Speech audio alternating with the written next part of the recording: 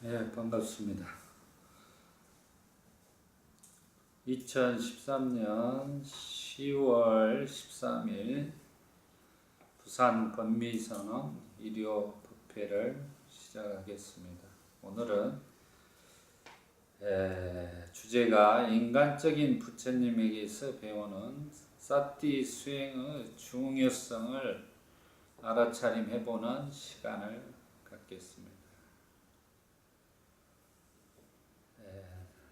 이것은 제가 2013년 7월 29일 날 이렇게 카페에 설법 자료로 올려놨던 내용이 되겠습니다. 우선 이제 이렇게 같이 보시면서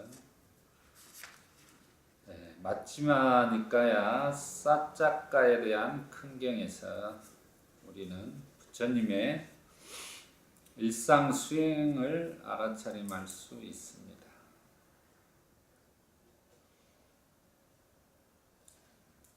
사자가의 큰경에서 첫째, 부처님은 어느 누구에게 특별히 가르침을 설하는 것이 아니라 지혜를 전하기 위해서만 가르침을 설한다고 합니다.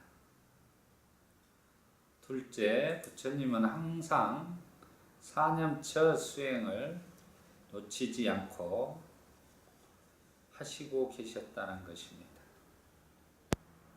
셋째, 부처님도 낮잠을 주무셨다고 하십니다. 단, 삿띠를 확립하고 주무셨다고 하십니다. 삿띠 파타나를 항시 하고 계셨다는 것을 알 수 있습니다. 넷째, 부처님은 잠을 자고 안 자고 이런 것이 중요한 것이 아니라 번뇌가 있는가 없는가에 따라 어리석은 사람, 어리석지 않은 사람을 구별한다고 합니다. 다섯째, 부처님은 비방과 논박을 하면서도 전혀 동요하지 않고 얼굴이 상기되지 않고 막습니다.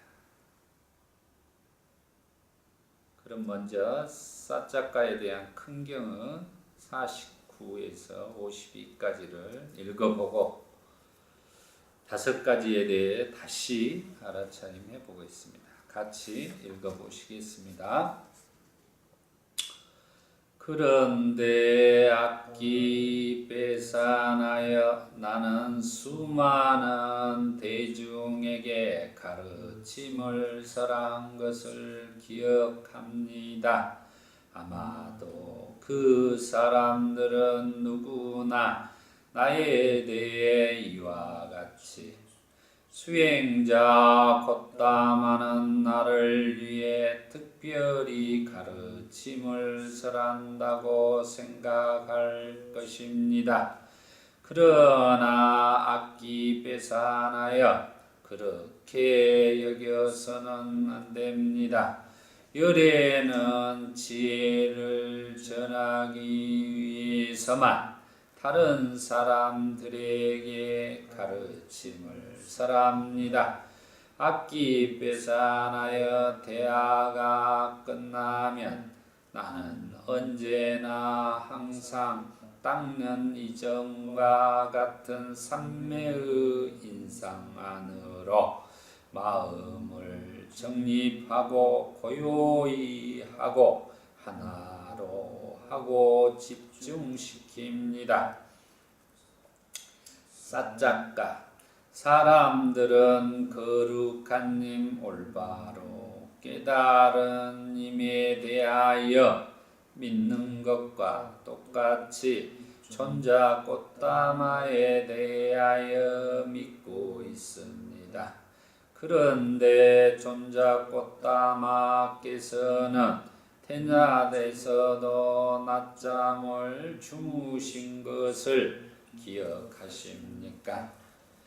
세존, 악기 빼앗아나여 나는 여름의 마지막 달에 공양을 마친 뒤 탁발에서 돌아와 큰 옷을 내 겹으로 깔고 오른쪽 옆구리를 아래로 하고 누워 싹띠를 확립하고 올바로 알아차리며 수면에 든 것을 기억합니다. 사자가 존자 꽃담하여 어떤 수행자나 성직자는 그것을 두고 어리석은 삶이라고 말합니다.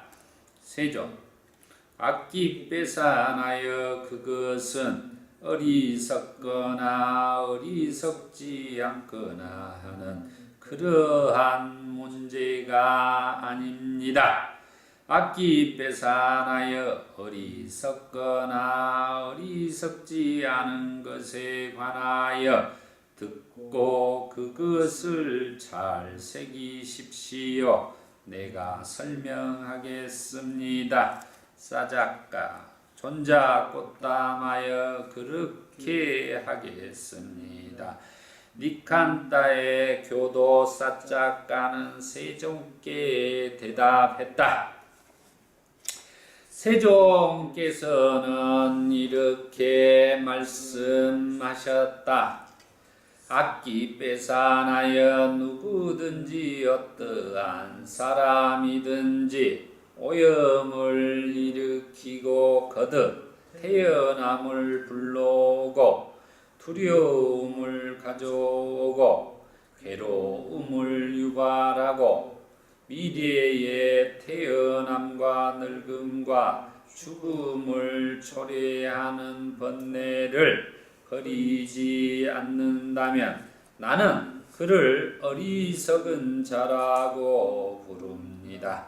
악기 빼앗아나여 참으로 번뇌를 버리지 못하는 것 때문에 어리석은 자가 됩니다. 악기 빼앗아나여 누구든지 어떠한 사람이든지 오염을 일으키고 거듭 태어남을 불러오고 두려움을 가져오고 괴로움을 유발하고 미래의 태어남과 늙음과 죽음을 초래하는 번뇌를 버리면 나는 그를 어리석지 않은 자라고 부릅니다. 악기 빼앗아나여 참으로 번뇌를 버리는 것 때문에 어리석지 않은 자가 됩니다. 악기 빼앗아나여 열애에게는 오염을 일으키고 거듭 태어남을 불러오고 두려움을 가져오고 괴로움을 유발하고 미래의 태어남과 늙음과 죽음을 초래하는 그러한 번뇌를 잘리고 뿌리채 뽑히고 종려나무 그루터기처럼 되고 존재하지 않게 되고 미래에 생겨나지 않습니다. 악기 빼앗아나야 마치 종려나무가 그 꼭지를 잘리면 다시 자랄 능력을 상실하는 것처럼 열애에게는 오염을 일으키고 거듭 태어남을 불러오고 두려움을 가져오고 괴로움을 유발하고 미래의 태어남과 늙음과 죽음을 초래하는 그러한 번뇌들이 잘리고 뿌리채 뽑히고 종려나무 그루터기처럼 되어 존재하지 않게 되고 미래에 다시 생겨나지 않습니다. 사자가 존자 꽃담하여 아주 놀라운 일입니다. 존자 꽃담하여 예전에 없었던 일입니다. 이와 같이 논박을 거듭하고 비방하는 말로 대론을 하여도 마치 거룩한 올바로 원만히 깨달은 님이 그러하듯 존자 꽃다마께서는 그 피부색이 청정하고 안색이 맑습니다. 이제 그 하나씩 알아차림을 해보는 시간을 가져보겠습니다. 첫째, 부처님은 어느 누구에게 특별히 가르침을 설하는 것이 아니라 지혜를 전하기 위해서만 가르침을 설한다고 합니다. 부처님은 어느 특권 측에만 특별히 가르침을 설하는 것이 아니라 오직 진리만을 전하기 위해 가르침을 설하십니다. 그리고 어느 누구에게나 전법한 것이 아니라 불법의 진리를 들으려고 하는 사람들에게 전하는 것입니다. 부처님은 깨달음을 얻으시고 법을 설할까 말까 고민하시다가 사함빠띠 범천의 권총으로 법을 설하시기로 하시면서 그들에게 불사의 문은 열렸다. 듣는 자들은 자신의 잘못된 신앙을 버려라 하셨습니다. 즉 이제껏 잘못된 진리를 믿고 잘못된 신앙과 잘못된 제사를 지내고 유인신을 받드는 행위를 그만두고 불법의 진리를 따르라는 위대한 선언인 것입니다. 부처님의 담마는 어느 누구에게나 열려 있습니다. 특별한 사람만을 위한 특별한 가르침이 아니라 어느 누구나 자신의 잘못된 신앙과 믿음을 버리고 들을 귀가 열려 있다면 부처님은 가르침을 설한다고 하셨습니다.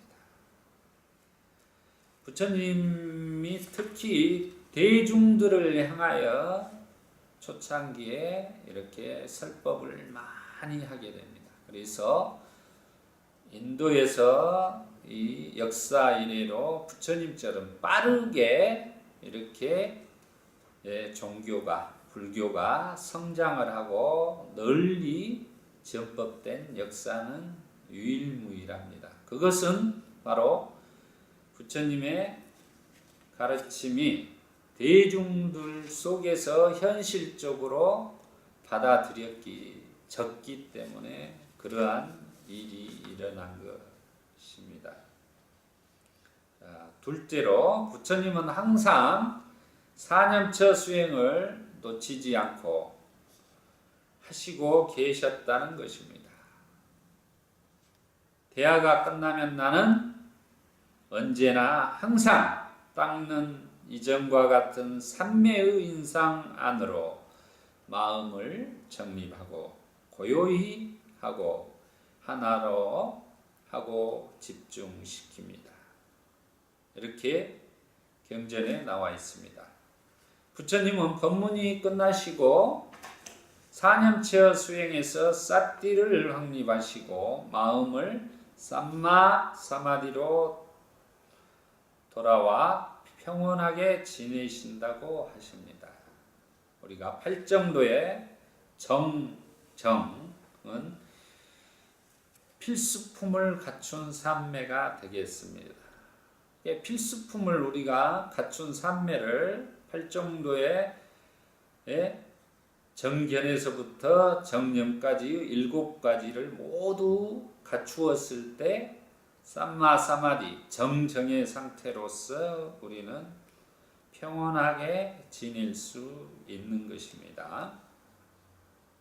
여기서 삼매의 인상은 MLI 301에 따르면 네 가지 사띠의 토대를 말한다고 전재성 박사님은 맞지마니까야 큰 한 쌍의 품 사자가에 대한 큰경 454페이지 주 662에 나와 있습니다.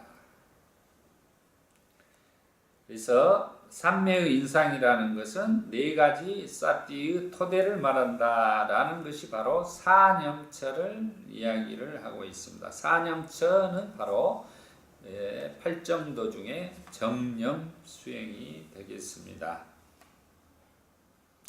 부처님께서도 항상 사띠파타나라를 하시고 수행에 전념하셨다는 중요한 내용입니다. 대화나 법문을 하실 때에도 마음을 일으켜서 활동하시고 나서 대화나 법문이 끝나면 언제나 사념 첫 수행 상태로 돌아오셨던 것입니다. 한마디로 항시 사띠 파타나 상태에 계셨다는 것입니다. 이게 이제 우리가 일상생활 속에서 배울 수 있는 수행의 가장 좋은 방법이 되겠습니다. 그래서 저는 사띠 스님으로서 사띠에 대해서 이렇게 모든 분들에게 알려주고 있는 경전적인 근거가 되겠습니다. 불교는 84,000 법문을 이렇게 가장 중요한 것이 우리의 사띠 수행이 되겠습니다. 그래서 우리가 사띠에 대해서 정확한 이해와 그리고 사띠 파타나 사띠를 확립하고 지속시키고 사띠의 힘을 이렇게 키워나가는 아나빠나 사띠라든가 행주자와 어묵동정에서 항시 사띠를 두고 살아가는 것이 바로 우리가 제가자들께서 우리 법우님들께서 가장 해야 될 근본적인 수행의 방법이라고 생각하시면 좋겠습니다. 부처님은 45년의 전법의 역사 속에 사념처 수행, 즉 삼마사띠는 가장 중요한 수행의 핵심인 것입니다. 또한 부처님은 대화도 항상 법담을 나누셨고 대화가 끝나면 잡담이나 쓸데없는 말을 안 하시고 마음을 알아차림하셨습니다. 부처님께서는 항시 그 법에 대한 내용과 지혜에 대한 그런 것들을 진리를 전하기 위해서 45년 동안 그 전법의 길을 가셨다는 것을 알 수가 있습니다. 팔정도 중에 쌈마와자 즉 정어 중에 잡담하지 말라가 있습니다. 우리들은 주로 잡담을 즐기면서 살아가고 있습니다. 하물며 요즘은 잡담이 공공연하게 하나의 문화로 자리 잡아가면서 사람들을 어리석게 만들어가고 있습니다. 우리 법우님들은 부처님의 이러한 모습을 본받아 쓸데없는 잡담을 끊어버리고 법담을 나누는 진리의 삶을 살아가야 할 것입니다. 부처님은 열반에 드실 때까지 사띠를 놓치지 않고 불방이란 삶을 살다 가셨습니다. 그래서 부처님은 우리들에게 마지막 당부의 말씀으로 불방위를 하라고 하셨습니다. 아빠 마데나. 또한 뒷가니까야 16번 대열반경에서 부처님은 아난다에게 말씀해 주셨습니다. 아난다여, 그러므로 여기서 그대들은 자신을 섬으로 삼고 자신을 귀처로 삼아 머물고 남을 귀처로 삼아 머물지 말라. 법을 섬으로 삼고 법을 귀처로 삼아 머물고 다른 것을 귀처로 삼아 머물지 말라 하셨습니다. 여기서 부처님은 또 사념처 수행에 의지하여 수행하면 최고 중에 최고가 된다고 선언하고 계시는 것입니다. 자신을 섬으로 법을 섬으로 삼으란 말이 바로 사념처 수행을 섬으로 삼아서 수행을 해라는 내용입니다. 그래서 결국은 사념처 수행은 신수심법, 몸을 삿디하고 느낌을 삿디하고 마음을 삿디하고 모든 것들을 삿디하는 삶을 우리가 살아가라고 부처님이 말씀해 주는 중요한 경전적인 근거인 것입니다. 사념처 수행의 중요성을 실감하는 내용들입니다. 제가 그래서 항시 이렇게 우리 법우님들에게 사띠파타나를 강조하는 이유가 되겠습니다. 항시 사띠의 힘을 기르는 것이 바로 우리 불교에서는 수행을 하고 있는 것입니다. 마음이 일을 해야 되는 거죠. 마음이 일을 한다는 것은 결국 사띠 파타나 수행을 하고 있는 것입니다. 셋째, 부처님도 낮잠을 주무셨다고 합니다. 단 사띠를 확립하고 주무셨다고 합니다.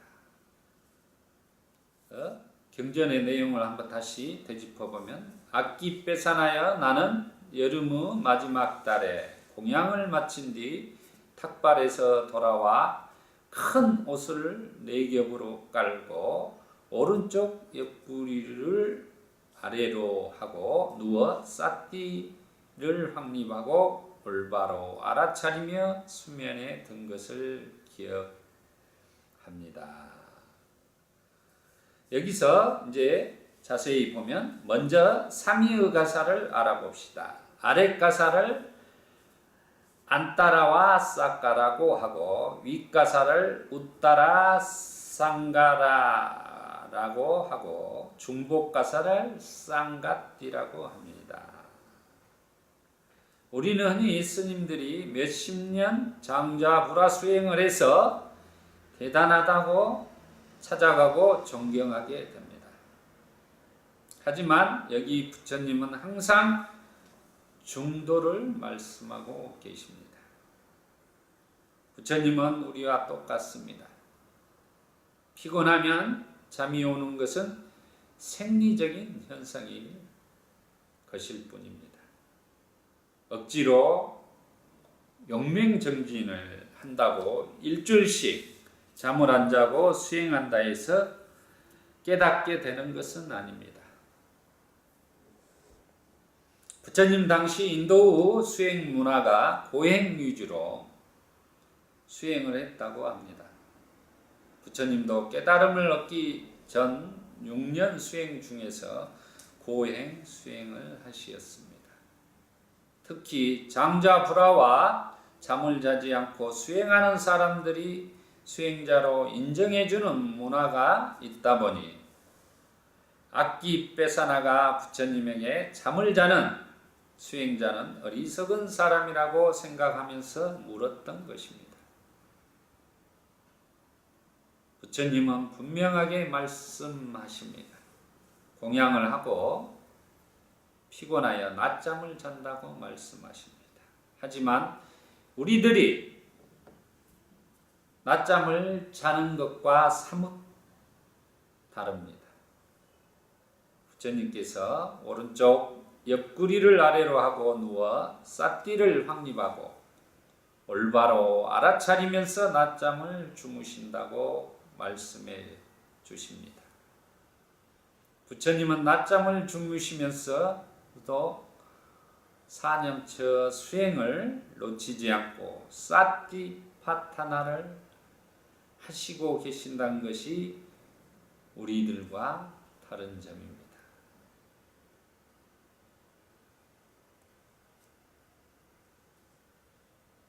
사티 진명은 항상 수행자들에게나 일반 사람들에게 사티 수행에 대해 전법하고 있습니다. 그래서 닉네임이 사티 스님이 되었습니다. 사티의 중요성은 입이 닳도록 해도 지나치지 않습니다. 부처님의 전법의 역사는 사티 수행의 역사입니다. 일상생활 속에서 행주자와 어묵동정에서 항상 삼마 사티를 하는 것이 바로 부처님의 수행법인 것입니다. 우리는 여기서 부처님은 일상생활 속에서 항상 삼마 사티를 하고 사셨다는 것을 분명하게 알 수 있습니다. 사티 수행은 출가자들과 수행자들의 전유물이 아닙니다. 어느 누구나 일상생활 속에서 삼마사티 수행을 하면서 일하고 공부하고 수행해서 부유하고 성공한 삶을 살아갈 수 있는 것입니다. 이제 네 번째 내용을 알아차림해 보겠습니다. 넷째, 부처님은 잠을 자고 안 자고 이런 것이 중요한 것이 아니라 번뇌가 있는가 없는가에 따라 어리석은 사람, 어리석지 않은 사람을 구별한다고 합니다. 부처님은 분명하게 말씀하고 계십니다. 낮잠을 자고 안 자고가 중요한 것이 아니라 번뇌가 있는가 없는가에 따라 어리석은 사람과 어리석지 않은 사람이 된다고 하십니다. 이 얼마나 쉽고도 명확한 말씀입니까?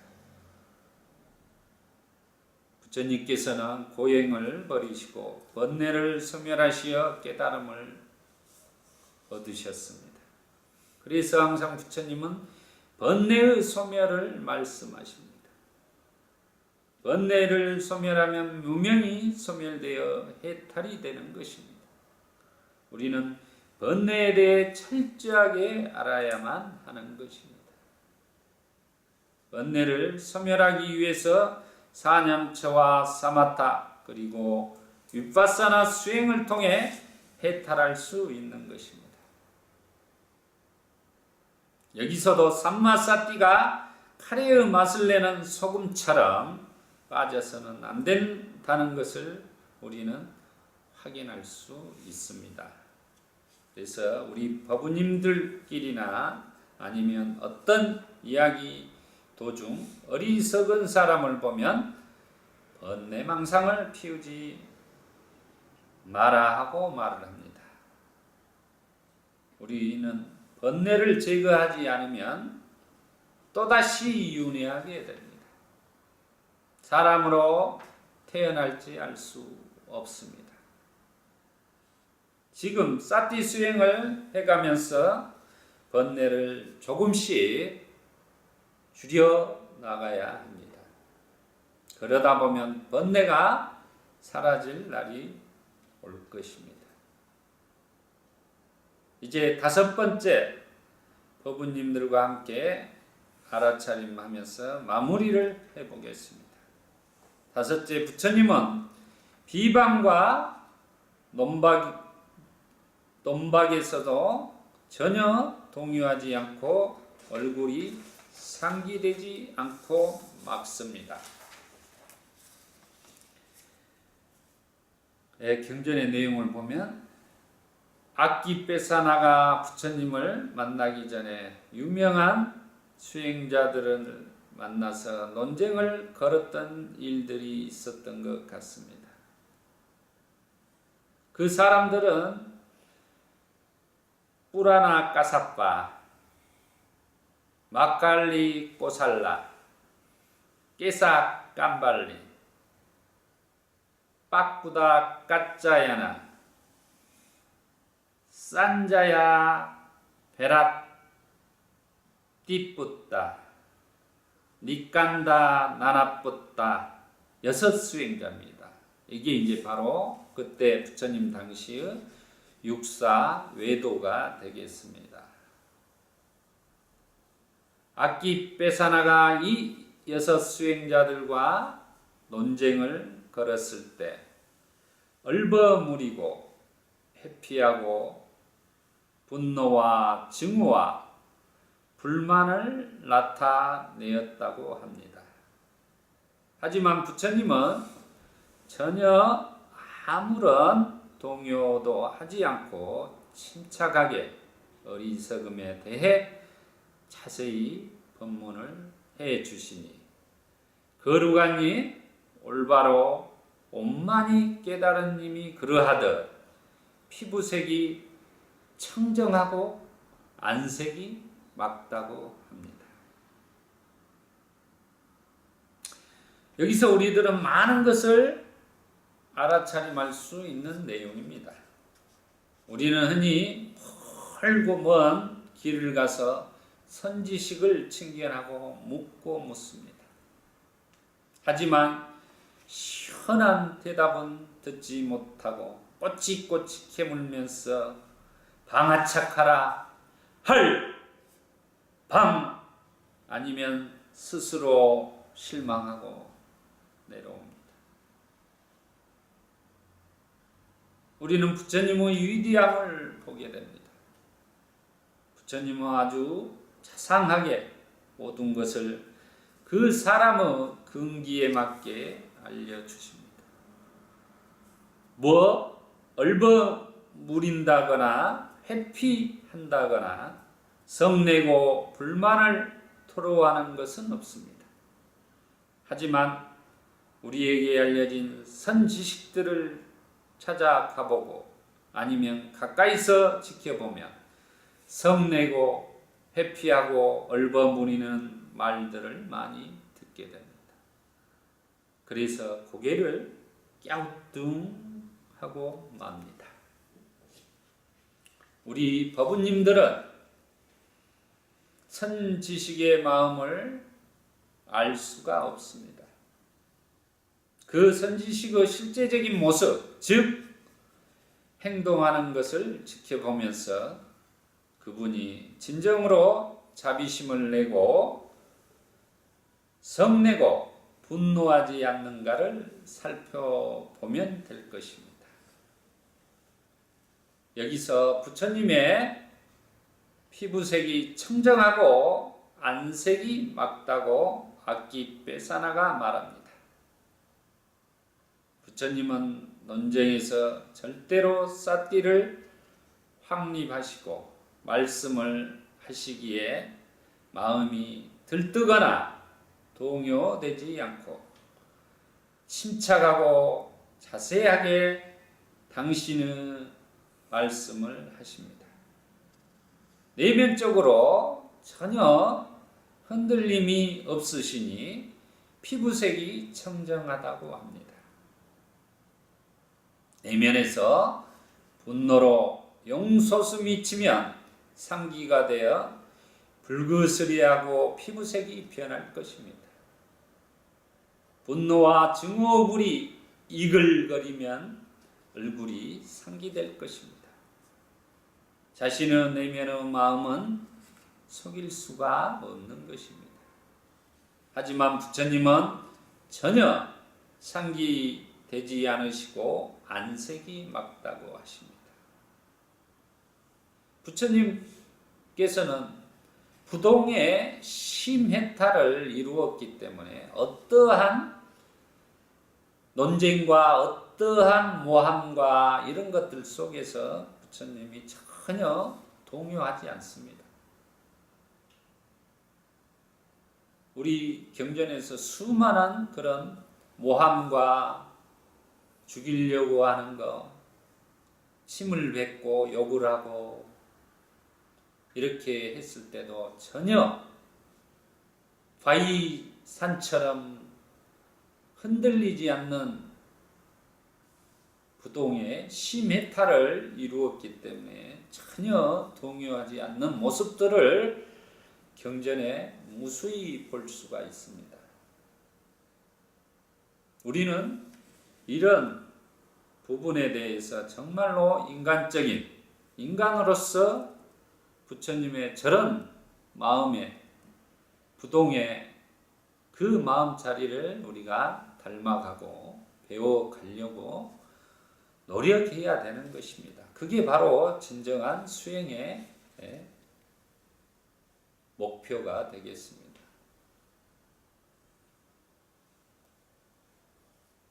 우리는 보통 일상생활에서 조금만 자기를 이렇게 비난하고 또 안 좋게 이야기한다든가, 또 하물며 여자들은 조금 못생겼어요.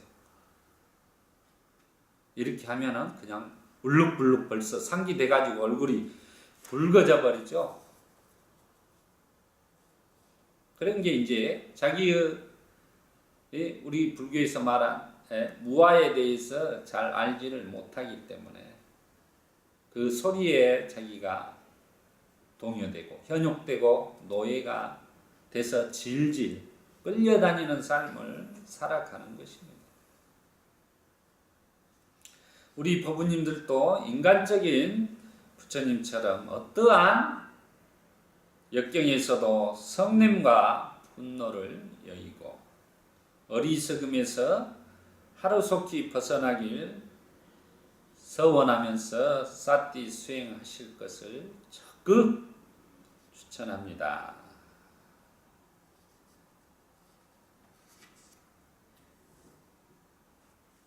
자, 오늘은 법문은 이렇게 하고 우리 전법 선언문을 같이 해보겠습니다.